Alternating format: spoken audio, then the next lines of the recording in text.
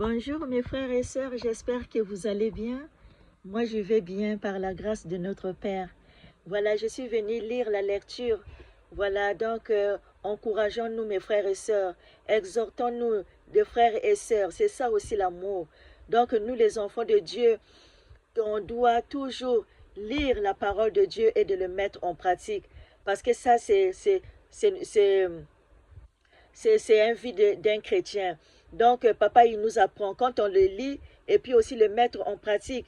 C'est la vie d'un chrétien de vivre avec l'autre là, avec les lois que notre papa nous demande de marcher. Exemple, mettre en pratique, ça veut dire que, exemple, si papa nous dit ne fais pas l'adultère, ne pêche pas, et nous aussi, on ne doit pas faire l'adultère. Si tu étais dans l'adultère, tu laisses l'adultère. C'est ça qu'on dit mettre en pratique.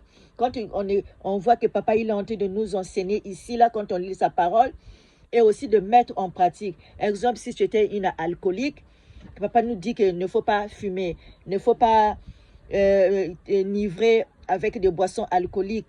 Donc, toi aussi, tu laisses tout ça. Quand on vient à Jésus-Christ, c'est ça. Donc, étape par étape. Donc, on laisse nos iniquités. Donc, sa parole, ce sont ses lois. Donc, papa, il est venu nous montrer le chemin, comment marcher avec lui, hein, comment marcher parce que notre papa, il n'aime pas les péchés. Comme il a dit, moi je suis saint, vous aussi soyez saints comme moi. Donc, on doit marcher dans la sainteté. On doit garder les commandements de notre Père et le témoignage. Donc, voilà mes frères et sœurs. Donc, dans la parole de Dieu, il y a des révélations, il y a les prophéties. Donc, voilà. Donc, mes frères et sœurs, donc c'est ça un enfant de Dieu. Quand la loi, il est là, c'est pas pour sauver nos péchés. La loi, il est là pour montrer notre péché. Et on doit mettre notre vie en ordre. Tout ce que papa nous dit, qui nous interdit de ne pas faire, et puis on va pas le faire. On va marcher selon l'esprit. Marcher selon l'esprit, ça veut dire que tu marches dans la sainteté. Exemple, tu ne fumes pas, tu n'es pas parmi des moqueurs, voilà, tu laisses la jalousie, tu n'es pas jalouse de ton frère, de ta soeur, de ton ami, voilà. Tu marches dans l'amour, quoi, d'aimer nous les uns et les autres, parce que l'amour, c'est vaste. Comment dire, comment dire, les péchés aussi sont vastes. Donc, voilà, donc marcher selon l'esprit, c'est de marcher dans l'amour, dans la sainteté, dans la joie, partager, hein? Voilà, tout ce qui est amour, quoi. Donc, voilà, c'est ça le truc de l'esprit. Lire la parole de Dieu et le mettre en pratique. Tous les jours, on doit se nourrir de cette nourriture spirituelle. Parce que lui, il a dit, je suis le pain de vie. Donc, le pain qui donne la vie, que c'est Jésus-Christ qui donne la vie. Hein? Il n'y a aucune personne d'autre, il n'y a que lui qui donne la vie. Donc, encourageons-nous, mes frères et sœurs, parce que c'est très important. On va vers la fin. Donc, on est en train de voir tout ce que papa nous a dit. On est en train de le voir, mes frères et sœurs. Donc, achetons les temps quand il est encore temps, mes frères et sœurs. Marchons toujours dans la sanctification. Comme notre Père nous dit, on marche selon la sanctification. La personne qui ne marche pas selon la sanctification, elle ne verra pas Dieu. La sanctification, ça veut dire de se sanctifier. Hein? Exemple que si je fais un péché, je viens, je demande pardon. Mais je n'encourage pas les péchés. Parfois, ça peut nous arriver qu'on tombe, mais on se relève vite et on demande pardon à notre Père. La sanctification met notre vie en ordre, mes frères et sœurs. On ne va pas faire de n'importe quoi, on ne va pas s'enivrer, on ne va pas aller dans les boîtes de nuit, on ne va pas prendre des alcools, on va pas... Voilà. Donc, c'est ça, marcher selon l'esprit, mes frères et sœurs. Donc, sans blablater, voilà. Donc, l'heure est grave. L'espiritisme est rentré dans les églises. Les néo-âges, tout ça, c'est rentré dans les églises. Vous voyez que les temples, là, tu vois l'apparence. Ah, c'est une église, mais au-dedans, ce sont des trucs abominables qui se passent là-bas. Hein? Mais il y a aussi les temples, là où il y a des vrais pasteurs, là où ils ont été d'enseigner la parole de Dieu, que Dieu, vraiment, on demande à papa qui nous oriente vers des vrais frères qui sont en train d'enseigner la vérité, mes frères et sœurs. Parce que notre âme est très, très important, mes frères et sœurs. Notre salut est très important. Parce que notre Père, il est venu donner sa vie pour que nous soyons sauvés, mes frères et sœurs. Mais il nous a laissé aussi le choix. Donc, voilà, notre choix, on va choisir notre Père parce qu'il n'y a que lui qui donne la vie. Personne d'autre qui peut nous donner la vie. Aujourd'hui, moi, je parle, là, c'est lui qui m'a donné le souffle de vie parce que c'est un don qui vient de notre Père. Donc, sans lui, je suis rien, mes frères et sœurs. Donc, sans blablater, on va lire dans Jean 10, versets 1 à 5.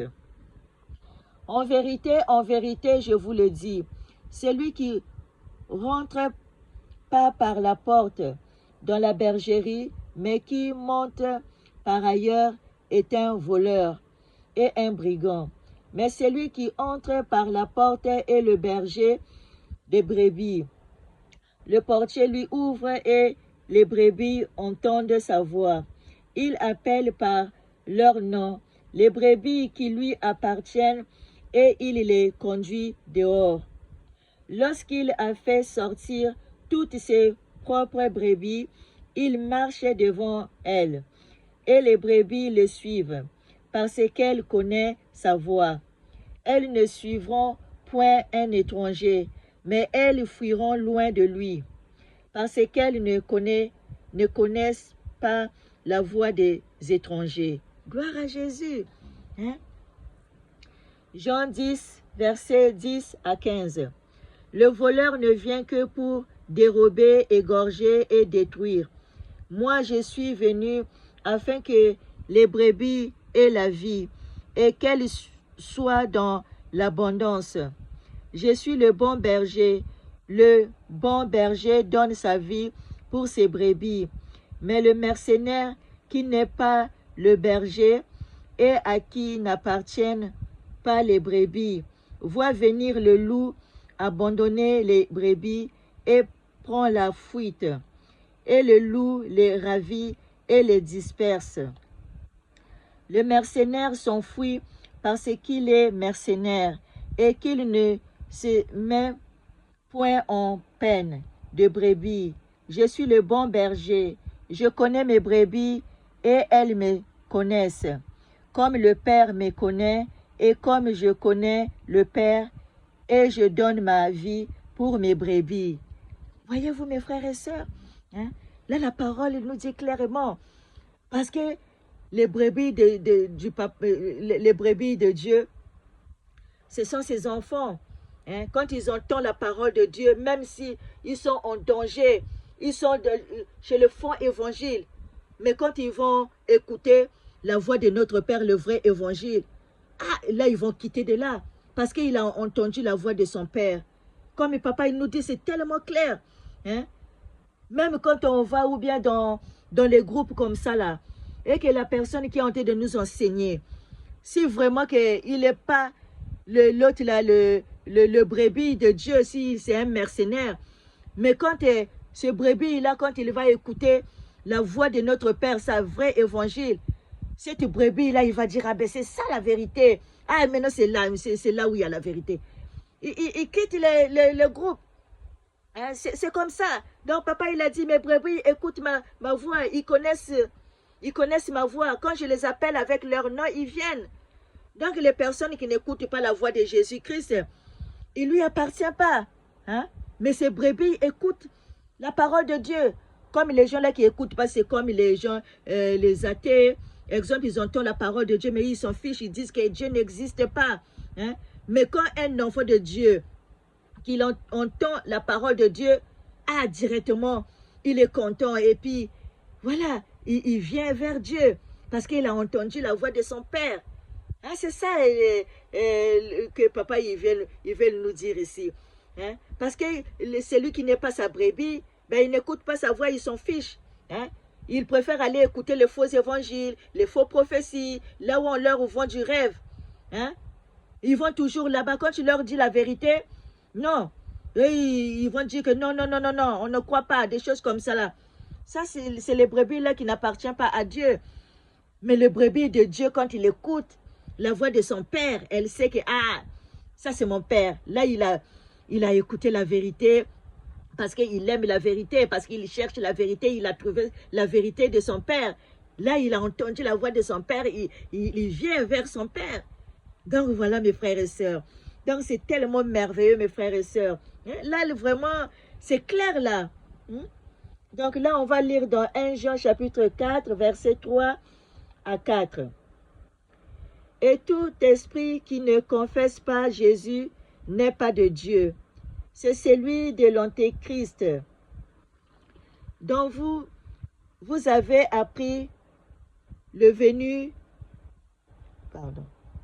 vous avez appris la venue et qui maintenant est déjà dans le monde.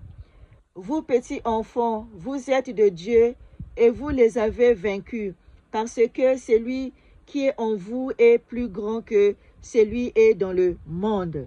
Gloire à Jésus. On va lire 1 Corinthiens chapitre 5 verset 1 à 2.